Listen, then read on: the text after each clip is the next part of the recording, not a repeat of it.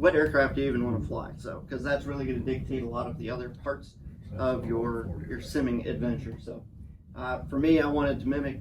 So one thing you guys are about to find out is how much better I am when I'm just talking to a computer, when I'm talking to a camera, and I can edit myself, for lack of better words. I had the opportunity to speak at my local EAA chapter, and it was a great opportunity. I'm glad to have actually been able to talk to them about how to set up a flight simulator. And I figured, you know what, why not take the camera down there, take the microphones, and throw that up there, and use it as content for the YouTube channel. Well, the audio didn't work out, so I do apologize for that. You guys are going to get a chance to see just exactly how to set up a flight simulator and what those benefits would be to you. There were a lot of questions from the audience. We had some folks show up, some local guys that were familiar from the channel. So what's up, Randy? Thank you for stopping by. And there was another gentleman that was there that I did meet, and thank you so much for coming out. I did not get your name, and I do sincerely apologize for that. Leave me a comment. Just say hello. I would love to know exactly who you were.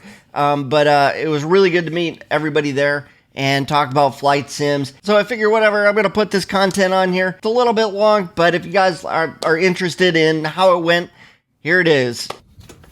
But what I'm going to cover down on basically is just the benefits, and then we're going to talk about some of the resources, how you guys could build your own flight sim, why you would want to build a flight sim. So if you wanted one in your own home, as opposed to like a more official option. So you could have one that looked like this. This one could be a little smaller, could be more simplified. Over here, let's talk about some of the benefits, just what you guys can get out of it. So anybody have any guesses as to what some of the benefits might be? Just the fact that you could hang out at your house and fly. It never uses any fuel. Yeah, like cheaper than the real thing was my thoughts there when I was going through this, putting this together. But don't need a medical. Don't need a medical. Good IFR currency. Yep, IFR currency is a good one. So that IFR currency is going to come if you guys are at a point where you're, of course, instrument rated, and if you've already got that and you have access to an AATD. I was going to talk a little bit about that here in the next slide. So hold on for that. We got flight familiarization. So if you guys, somebody said, your flight instructor says, hey, go fly this flight tomorrow. We're going to go fly this flight. Get ready and flight plan it. You can go home and fly your flight in X-Plane or Microsoft Flight Simulator or something, right? So all these options are there for you. Procedural familiarization, cockpits, startups, procedures. The flight sim, if you guys haven't been into X-Plane or Microsoft Flight Simulator, they normally start you out right on the runway, and people get used to starting on the runway and not doing startups. And it's cool, it's nice, it gets you a little bit of heads up on the game, but as soon as you get back to the aircraft, you're like, crap, how do you start this thing up again if you don't do that a lot?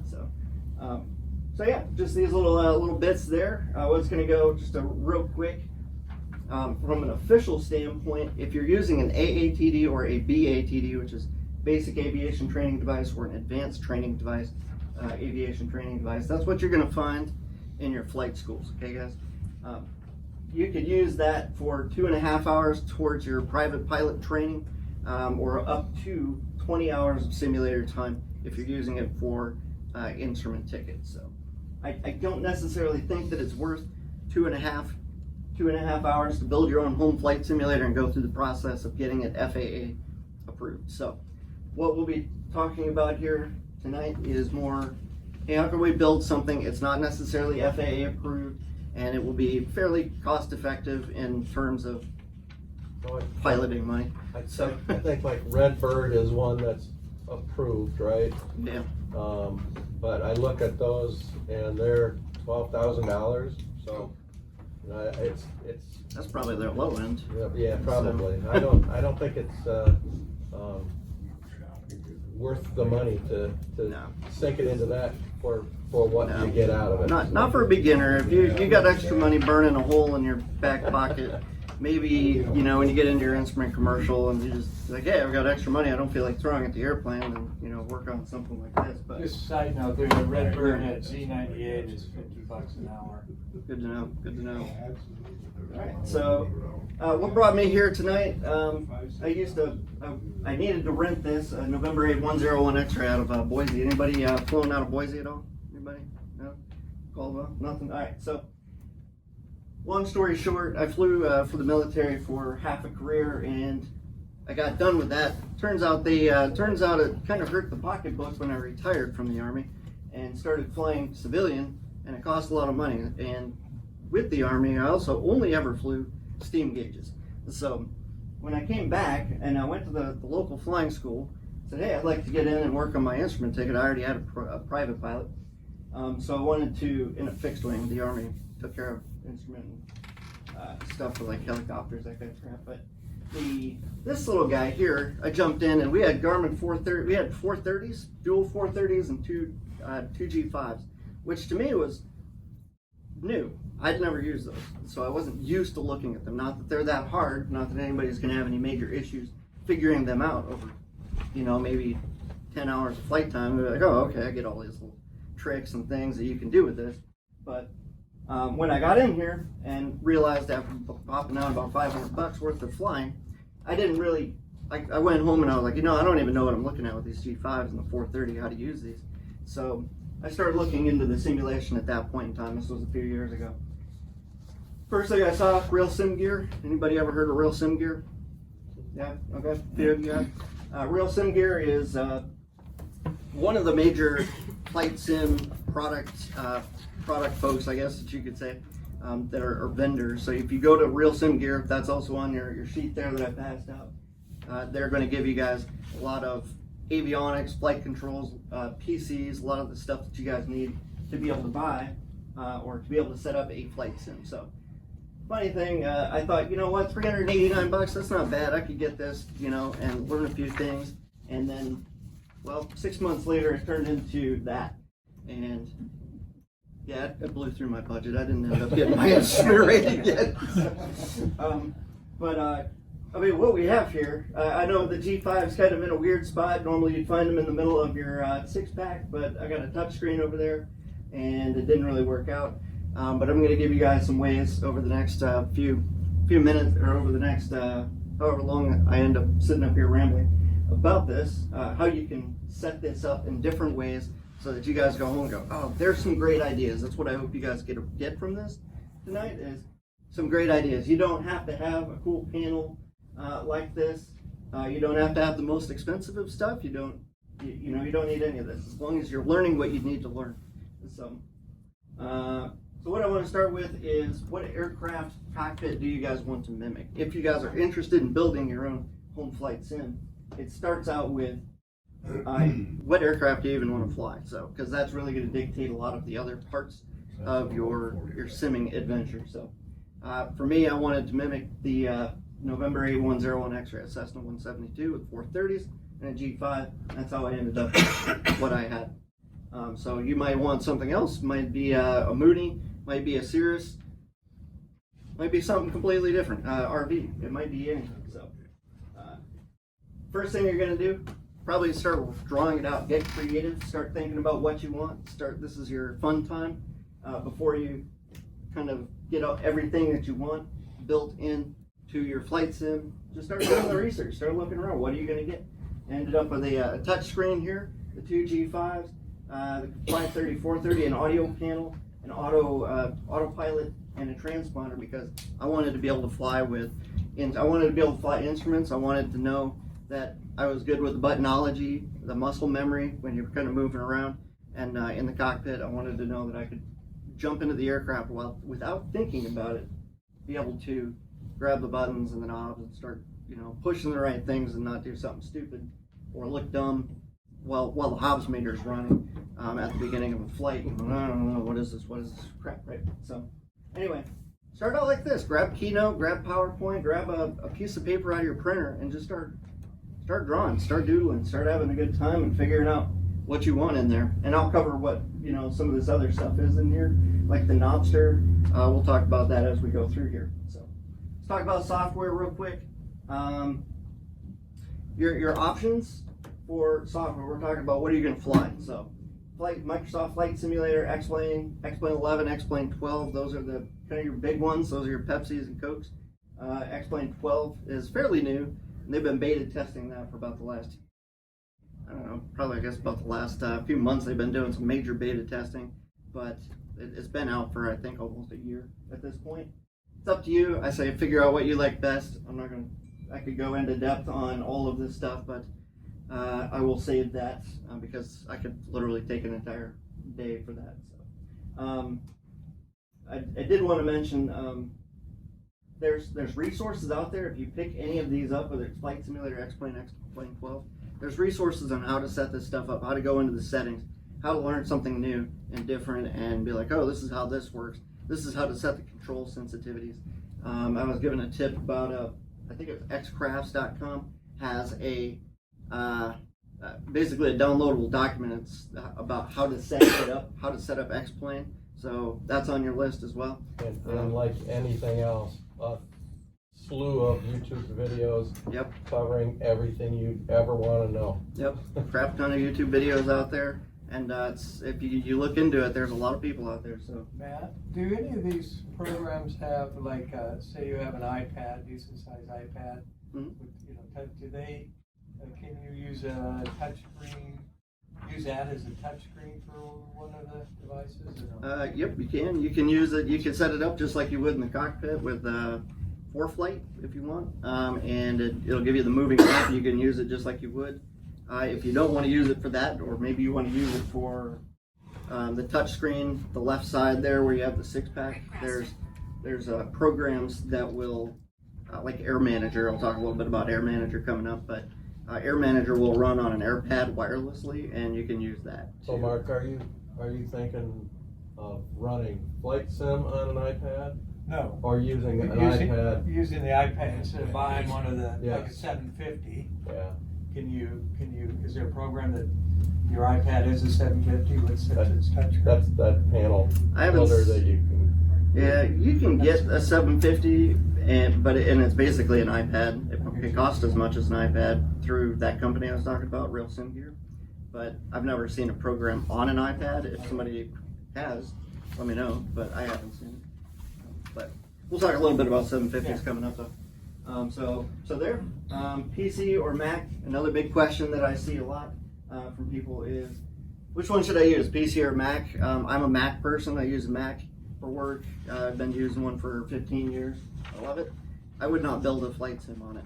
So for those of you guys that are trying to figure that out or have never even thought about it until right now when I brought it up, I'm going to make the decision real easy for you. Just get the PC and get it off the list. I tried to set mine up with a Mac at first, and it was like pushing the snowball boulder up the hill. I was like, screw this. And eventually I just turned around and went back to the PC because everything works. There's a lot more flexibility. There's a lot more compatibility with everything, and I just think it's easier. So I'll leave it at that. You guys do what you want. Do what you want with that if you decide to make yourselves a flight sim.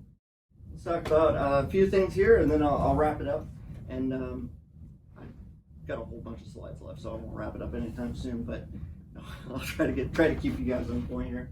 So monitors, control surfaces, avionics, a desk or an enclosure or something, and then we'll talk a little bit about Air Manager and a couple little software resources, and I'll wrap it up here. So I'll go through real quick. This is mine. I've got the 49-inch ultra-wide Samsung, and I think this is great. It's a little bit pricey, but for those of you guys, if you're looking at, hey, I just want to get started, most people have a monitor sitting in their back room and it's collecting dust. Just use what you have. You don't need to go out and buy the most expensive thing out there. You can buy 3 50-inch televisions if you want, regular televisions, and have a whole wraparound system for less than the cost of that one ultra-wide monitor there. So just keep that in mind. Other options, one single monitor will still do the trick. 3 wraparound or 3 monitors, one single monitor. Whatever your imagination can imagine, you could probably set it up. I've even seen people set up three projectors and then try to match the projector so they have like a full wraparound. X-Plane 12 supports that. So I've never actually, I've seen it done in their X-Plane blog. But what's up? As well as that, you really don't have to have all the extra hardware either. You can just have one of your flight sims project the screen on the same monitor you're using. So you need one monitor at least.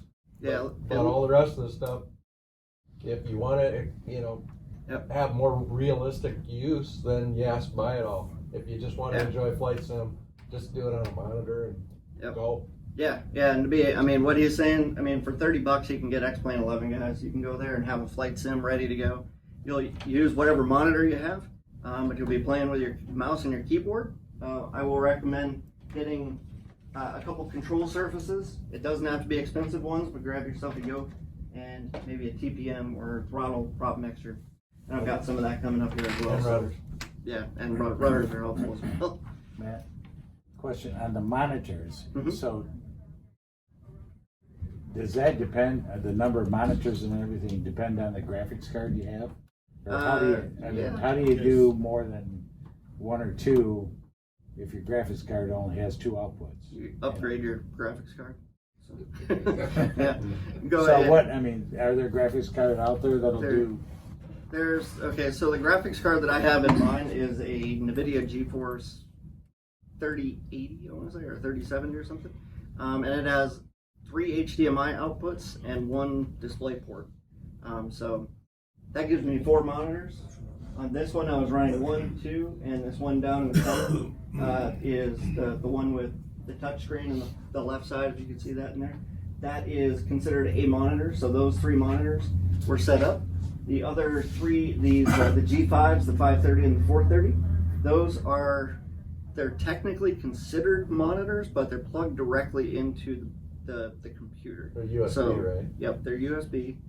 They have HDMI on them, but I've got a USB to HDMI to USB adapter. I had to think about that one. So they plug directly into the computer. They do not take up a graphics card slot. And so, Chuck, just because you have the ports doesn't mean you can run. My old graphics card is too old, couldn't run 2 monitors, so I had to get a 3060, and now I can run 2 monitors with no problem. the more crap you hook up to your computer, the more it sounds like a jet engine. Gives you those extra sound effects that you're not really looking forward to. And it whines in other ways too. Like, I can't do that quick. Yeah, I've tried running X-Plane. If I run X-Plane too hard with the high graphics on the Mac, it sounds like a jet's coming out, and I'm like, I better not do this. I'm gonna break it. What do you have on the left of your panel, of your 6-pack? Over there, it's an iPad. Oh, It's an iPad mount over there with 4 flight running on there right now. So. A lot of that with the heat with the Mac is if you have an older Intel-based Mac, they run pretty hot when you're running this. But if you have one of the new Macs with the silicon, it's pretty cool. Yeah, this is a silicon Mac, and it's quieter. That I've had Macs for 15 years. The silicon ones, M1, M2. Maybe they got M3s by now. I've had M1 and I've got an M2 in the house. I don't use it all the time, but I've never heard either one of them whine as much as the older Intel-based Macs. So, any more questions on the stuff? Good chance I might cover down on some of the questions during the thing as well. But yeah, monitors, get what you have, use what you have in the house, and call it good. So that's my recommendation on monitors. But let me know if you have any other questions as we're going. Let's talk about avionics, flight controls first. So flight controls, stuff like this, your control surfaces, stuff that while you're in the aircraft, you're going to be touching a yoke, you're going to be touching a TPM, you're going to be touching, switches, panels, lights going on, things like that, right? So you want to get stuff like that, a trim, where did I have it? A trim wheel like this, or a flap switch. You guys can check some of this stuff out. I'm happy to show it off a little bit. This is stuff that, by the way, this is stuff that used to be in the flight sim, but may have gotten swapped out at some point for something else. And so I just brought it along. So you guys have some level of show and tell. But this stuff, flight sim stuff, it's a local dude. He's actually in, I think he's in the Grand Rapids area actually, but you can find his stuff on Amazon, or you can go to flightsimstuff.com and find his stuff. For something low budget, I'd say grab something like this. This dude's literally just 3D printing these items in his basement and selling them as he goes. I would have to imagine he's probably doing an all right little side biz with that. But you can get different items, or you can get them all in one like this, from flight sim stuff. Desktop Pilot has options for you. They're a little bit pricey if anybody knows, if somebody has a 3D printer and knows how to wire stuff up.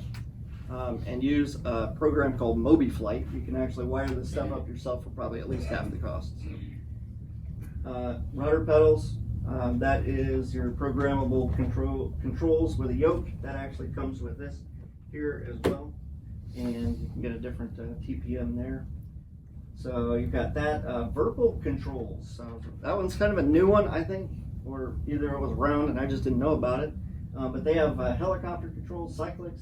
If I was going to build an RV10 flight simulator or something, I might look at grabbing some kind of a stick setup like this, because that's how experimental aircraft, a lot of the experimental aircraft are. They fly with a stick instead of yoke. They also have throttles like this, so you've got those as an option, and you can pick those up. All of these, like this one over here on the right side, has a whole bunch of switches and stuff. Throttle units on it. A lot of that stuff can be mapped right into X-Plane. So I got an idea from Rob yesterday about a PS4 controller, and I thought, oh, you know what, I'm going to throw this in there. The Yawman.com, it's like a modified Xbox controller.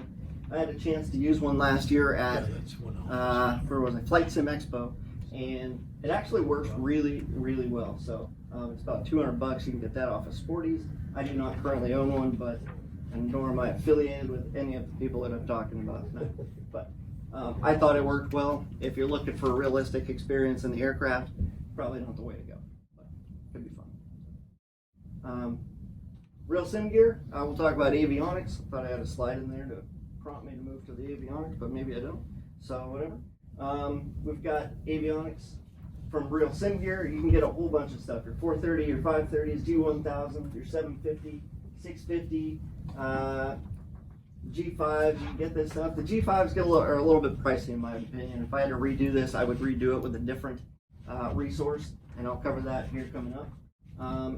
I talked about Reality XP. Reality XP runs 650. You're talking about the 650. So if you get the 650 through these guys, if you buy their 650 or 750, sorry, and the 650, if you buy it through here, you can run it using Reality XP. And they also have software for the 530 and the 430. It will give you a more realistic kind of look and feel for how that works. Okay, you're awesome. So you buy the deal, and then you buy this software to run it? Yeah. Because unless somebody knows differently, X-Plane, I've not seen any X-Plane models that have native 650, 750 support. So. Comment? Yeah, yeah. We have X-Plane that has the Reality GTN 750 just as a standby software, and it loads right in with whatever airplane you're flying. And it was like $50 ish. You say with Reality XP? Yes. Yep. Yeah, that's about how much Reality XP And is. it's like real, man. It's Yeah. the exact replica of the real thing. And that's what I've got Reality XP on my sim, but it runs 530 and the 430, and what Laminar research that's X-Plane gives you, it's fun, it's cool, it's nice, but it doesn't give you everything that you can get out of the 530, 430. So if you use what they gave you, you'll have a basic understanding of how it works. But you're doing yourself a disservice, because when you get into the aircraft, you're gonna be like, this isn't the same, this is not the same thing. So you need Reality XP to give you the most realistic, updated version of what that's gonna run like. Hopefully that makes sense. Yeah, no, It's just it's just a third-party add-on. Your simulator, you have the 530 and the 430, the hardware? Mm-hmm. Yep, just the simulator version of it. Nothing. Yeah. It's not anything real. But they also, I was going to point out, they have some new stuff. They have the G3X, which is going in a lot of the experimental stuff. I think it only works in Microsoft Flight Simulator right now. They've got the GDU 1500 MFD, which is new. I haven't seen that on there, but I think that's used in Mustangs. I think King Airs maybe, and then the Addons module down here. I've never used that, so if I ever plugged one of those in, I'd be lost. But G1000 suite. So you can get pretty complex. It's also, you better dig into your back pockets and figure out where you're gonna get the money from, because it's gonna get pricey real fast the more stuff you start adding in there. But if that's what you want in your basement and you want to play around with it, it's there. And I think these guys have the most options. So here's some more resources. Real Sim Gear, Flight Velocity, Sim Avionics, Aviation Training Foundation, which is where this came from. This is I had to have a replacement on this because the key lock broke, but they replaced it for free, which is cool. But I never actually put it back in. But that came from Aviation Training Foundation. It's just a very realistic switch panel for a Cessna 172, or really whatever aircraft you want to kind of mimic. But it's specifically meant for a 172. Flight Sim Builder, and I added some more into the paper that I passed around as well. Let's talk about desk real quick. I'll breeze through this because it's not as much Flight Simulator related, but I needed something to support that whole rig on, so I went down to Home Depot and grabbed myself a butcher block, sealed it, painted it, not painted it, but stained it, and then set it all up. This is very customized for my flight sim. I've got a wire for wire management, cable management. It's got a 20-port powered USB port on the underside and a power outlet thing with Jacob Bauer. So that once I got all this thing rebuilt like this, if you're wondering why I didn't bring it with me tonight, right here is why. So there's a lot that went into the wiring it all up, because once you get it all done and whatnot, there's a lot of wires and a lot of USB cables and just a lot of stuff that's got to get plugged in. And once you get it running, you're like, I hope everything works. You just turn it on and hope that everything works. And so, but it kind of looked like this at first, and then it started getting a little more complex and looked like that. But once you get it flipped over and turned it, you put the panel in there, and you just plug everything in, and everything kind of works. You might have to do some setup. Obviously, it's a PC, so there's a lot of software gimmicky stuff that need to be set up. But you guys all good still? You guys still with me? Everybody with me? All right.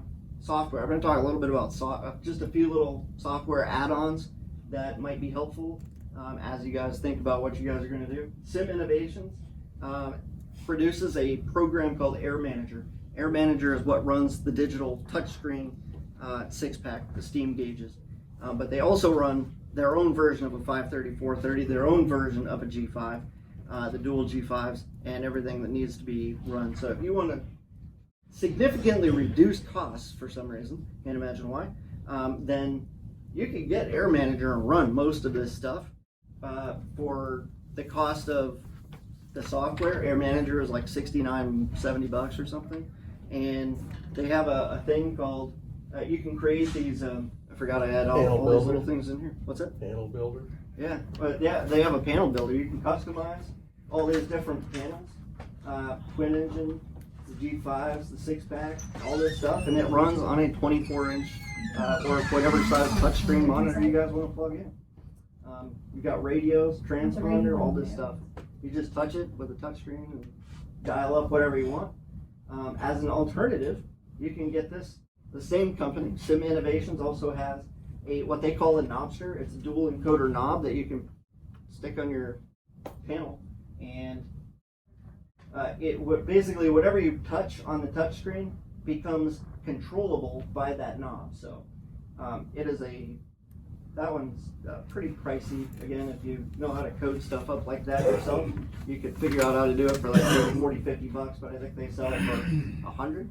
And basically anything you touch that requires a spin of a knob, you touch it, and then you grab hold of that one knob on the panel and start controlling it. So it goes a long way. Another one that we have, altimeter motives. Do you have questions or something? No?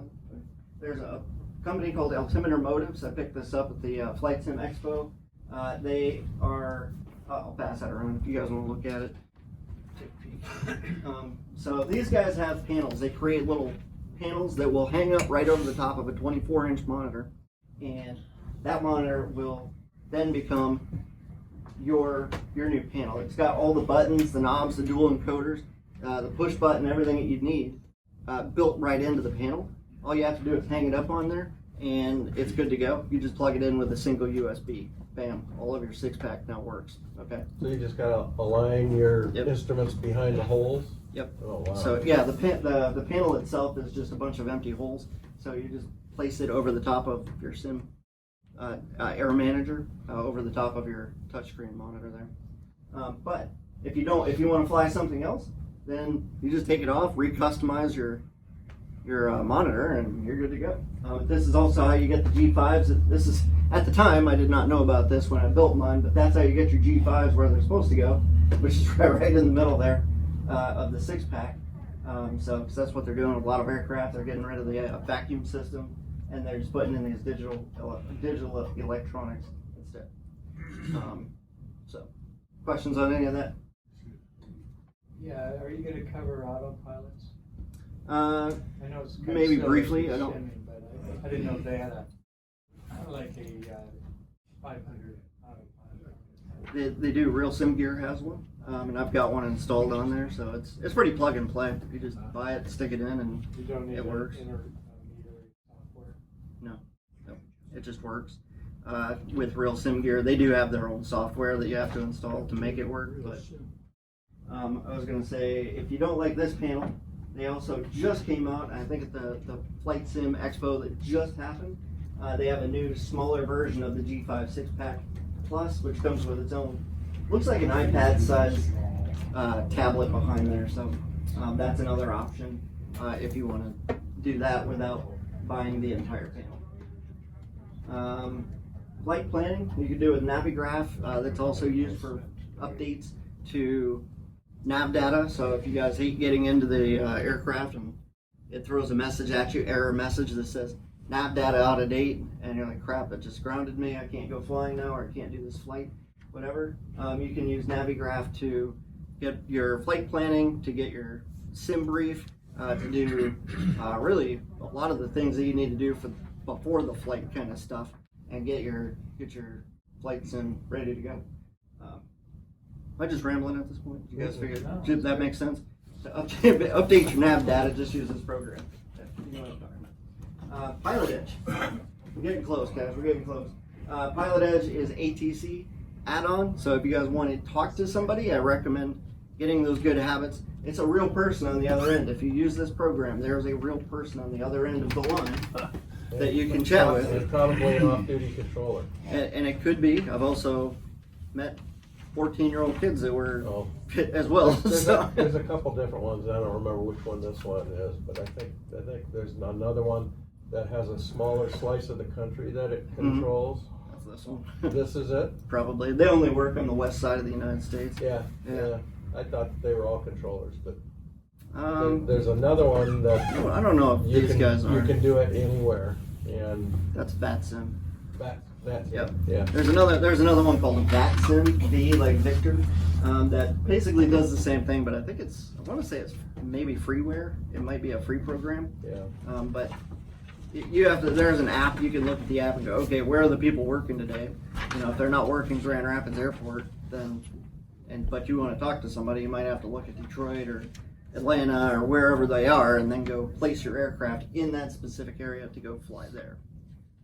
I've had good luck with these guys. They have a yearly event called the Sim Venture, and that is where they mimic. They have real aircraft, real flight instructors. They have real ATC operators from Oshkosh. So like when you're flying into Oshkosh, they'll come down to Pilot Edge for the Sim Venture event, and they'll call people in for like 4 days. That 4 days was the last 4 days, so it's over now. You guys missed it, but if you remember what I'm talking about right now, for about 1 year from now, you guys could do the Sim Venture event. So we're just a day late and $1 short on that one. You say you can talk to them. Are they vectoring you, clearing you to land, or what? Yeah, you can talk to ground. I mean, you can talk to it just like you would ground, ground tower, center. They can't see. you They can pick up can't see players. where you are geographically. Yeah, they can see exactly where you are. Yeah, just like you're sharing these Really? Yeah. these programs. Yeah. You can fly. Like I could fly with him. You could fly with him. So it's like you're inviting a buddy to fly with you, but they're using the information to control you instead. Mm-hmm. That's fairly accurate. Yep, it's pretty much how it works. Though VATSIM is pretty much the same, although I could never figure out how to get it installed and working. So I use Pilot Edge. Just was a lot easier for me. They really need to get their acting gear though and start working for the eastern side of the United States. Yeah. So it worked good when I was living on the other side of the country. So Are they the ones that will allow you to get proficiency examinations and stuff? You arrange with them to do a IFR proficiency test or something and make different levels? I mean, they have something like that. It's like a little training escalation thing that they have that's part of it. There's one that's private pilot based and another one that's instrument pilot based. There's nothing in that it does not do anything for you in real life, but it does. No. But they're giving you real life scenarios like fly from this airport to this airport. You have to plan your own flight, and then, but it'll be like fly from an uncontrolled tower like field like this to a Class Delta airfield, and then they'll have another one where it's so you actually have to talk to somebody and go around some kind of space, some restricted airspace or something. So. They put a lot of good scenarios, like a ton of scenarios in there. That's one of the things with Flight Simulator and about me is I get on it and I never know what to do. So some of these things that they put together, scenarios that you follow, kind of are helpful to keep you involved and focused. Yeah. This kind of gamifies things the way that if you follow that, they have a lot of, they call them little challenges, or I think they call it an ABC challenge. So if you have to start from the beginning and go through, and it's just two different airports you just fly back and forth to, and you can talk to somebody. It gives you those things that you can do, and then it ranks you. So you would set it up so you can go into. If I could log in, you can see all of the events that I haven't done, basically. But you can see them there, and it'll. I think the private pilot, they call them cat ratings. I don't know, category something probably. I think I did like 4 or 5 of them, but they have 10, and then they've got your instrument ones as well, and there's like 10 of those. So I'd like to someday I'll get back to it, but I haven't gotten to it yet. Anyway, I think that was the last one. I do have a lot of I have a few little training videos. If you guys go to youtube.com @FlightSimGuides, you guys can see some of those and get a little bit more in depth on some of the stuff that we've talked about tonight. Hand it back over to the powers to be. Thank you guys all for being here. Hey, if you haven't already done so, head over to EliteSimBuild.com, grab a copy of our Home Flight Simulator Resource Guide. Do that thing where you click the button, give us your email address, and we will send you a copy of our simulator guides where you can get the resource list, the avionics reviews, a panel blueprint, so that way you guys can send that off to your panel guy, get all the parts and pieces that you need. You'll know exactly what software to pick up so you can get your Cessna 172 flight simulator built today.